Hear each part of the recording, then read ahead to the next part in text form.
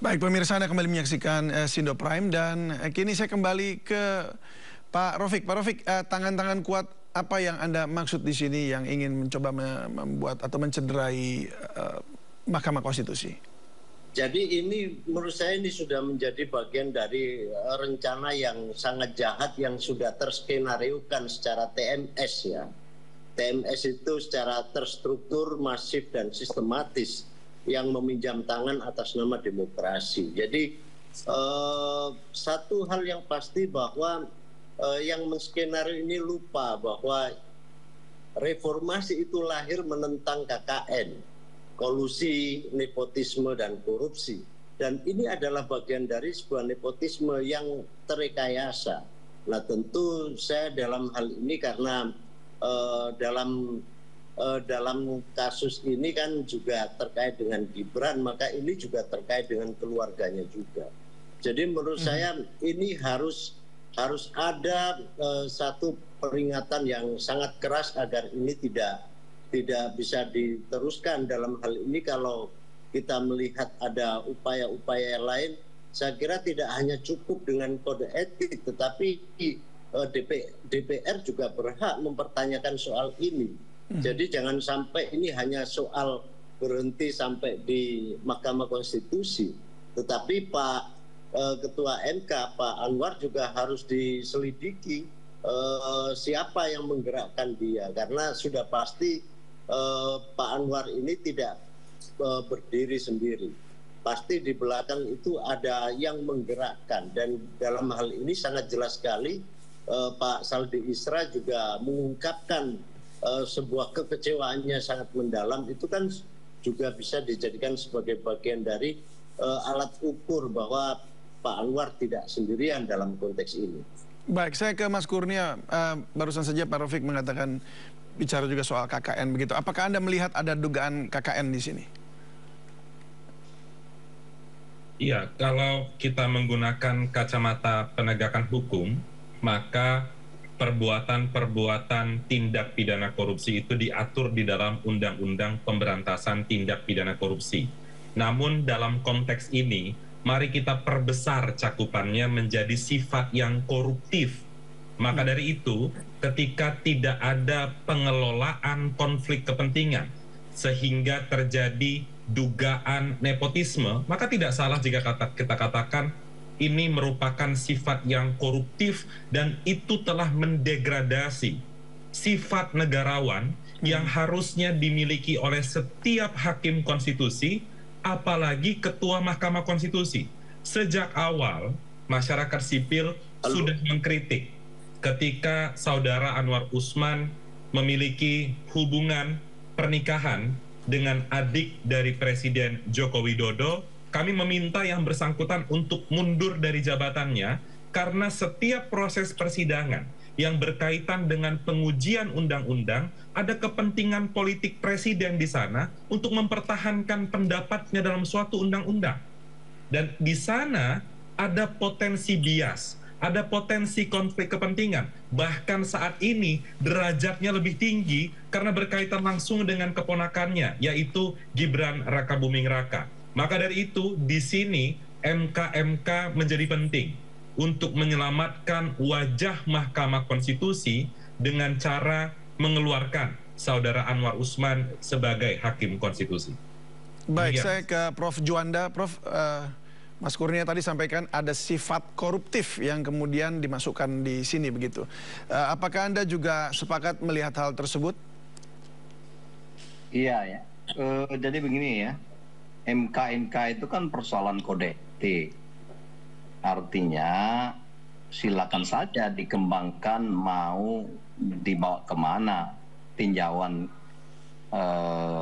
hukum, mau tinjauan hukum pidana dan seterusnya. Tapi semua orang berhak untuk memberikan analisis dengan perspektif masing-masing. Dan itu bisa saja dikait-kaitkan. Misalnya memang sering sekali orang lupa dengan Undang-Undang 28 tahun 99 ya, tentang undang-undang tentang penyelenggaraan pemerintahan yang bersih ya, tidak KKN dan seterusnya. memang pada saat sekarang penyelidikan atas dugaan undang-undang itu, khususnya bidang nepotisme dan kolusi, itu masih sangat langka. Nah, bisa saja dilakukan sebuah gerakan atau terobosan hukum, tetapi kemarin itu kan ada juga mengadukan uji judicial review soal nepotisme dalam kewenangan dari kejaksaan misalnya. Tapi saya kira ini patut didukung ya, ada gerakan atau semangat untuk melihat dari kasus putusan MK ini ke ranah-ranah pidana. Tapi saya tidak mau masuk ke sana, saya ahli hukum tata negara, dan kita bicara soal kode etik.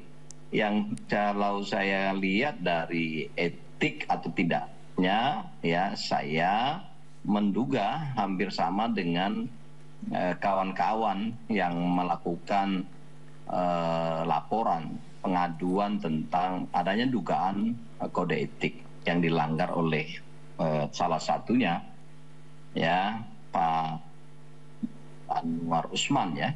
Nah, saya bisa mengajukan argumentasi adanya indikasi itu. Pertama, memang ada, saya baca di dalam poin 9 di putusan nomor 90/21 itu 2003, ada nama Gibran Raka Buming Raka gitu loh ya. Nah, setelah itu kita kaitkan siapa Gibran, terus siapa yang memutuskan ya. Ternyata memang itu adalah keponakan dari ketua MK.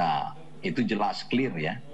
Dan indikasi lain, ternyata karpet merah dari putusan ini dimanfaatkan secara real oleh Gibran.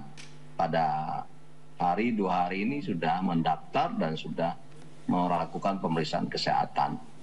Dan dikaitkan dengan gejala dan fakta-fakta itu dengan norma hukum yang berlaku sebagaimana yang sudah saya jelaskan di awal tadi.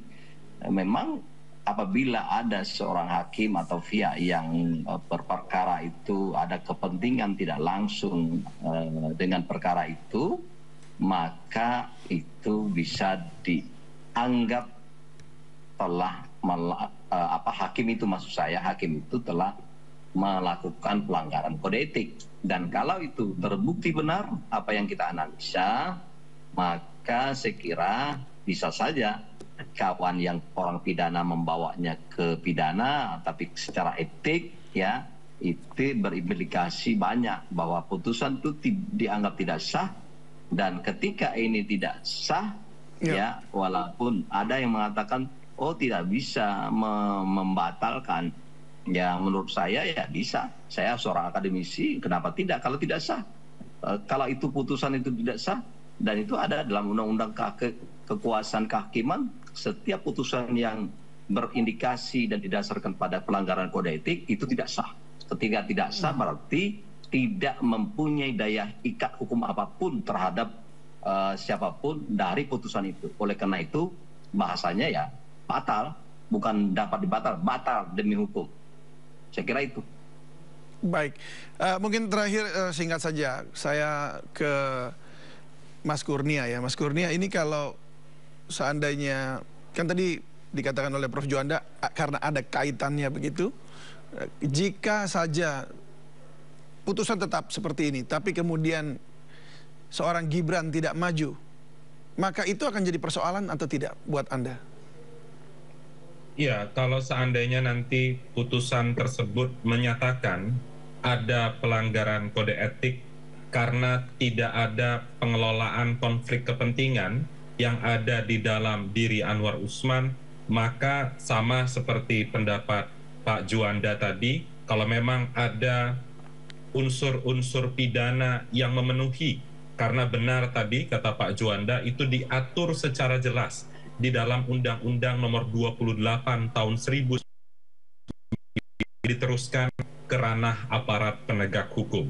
Karena tidak main-main, putusan ini berkaitan langsung dengan proses pemilu tahun 2024. Kami sangat berharap betul kepada Prof. Jimli dan dua majelis kehormatan Mahkamah Konstitusi lain agar bisa menyelamatkan citra Mahkamah Konstitusi sekaligus menyelamatkan demokrasi Indonesia, menyelamatkan pemilu 2024 agar tidak membenarkan praktik-praktik lancung semacam ini terjadi di gedung yang sebenarnya tidak pernah terbayangkan kita. Justru pelanggaran itu lahir di gedung Mahkamah Konstitusi.